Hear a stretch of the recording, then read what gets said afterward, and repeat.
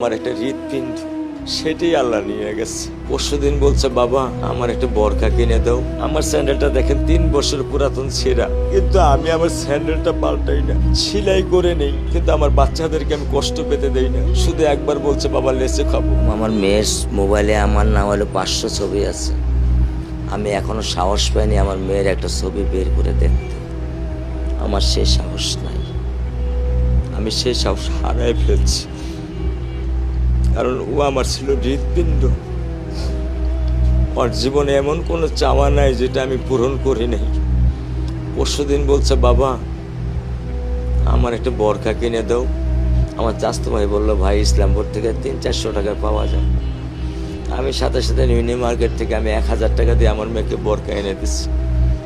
আমি দরিদ্র, ভাঙা বাসায় থাকি, কিন্তু আমার সন্তানদেরকে আমি কখনোই দারিদ্রতা স্বাদ পেতে দেইনি। দারিদ্রতা স্বাদ পেতে দেইনি। আমার বড় মেয়েকে এখন আমি সেলোরা থেকে জামা কিনে দিই।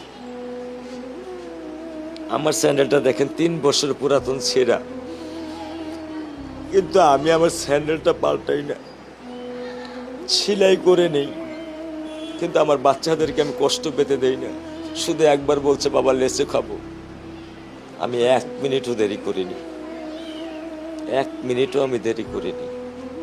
ও আমার একটা হৃৎপিণ্ড, সেটাই আল্লাহ নিয়ে গেছে।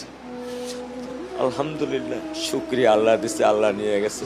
আমার কোনো কষ্ট নেই। আমি তো চাইলে পারতাম না। অনেক দম্পতি আছে যাদের সন্তান নেই। আল্লাহ দিছে, আল্লাহ নিয়ে গেছে। আমি আলহামদুলিল্লাহ করি আল্লাহ গেছে। আমার কোনো কষ্ট নেই, আমার কোনো কষ্ট নেই।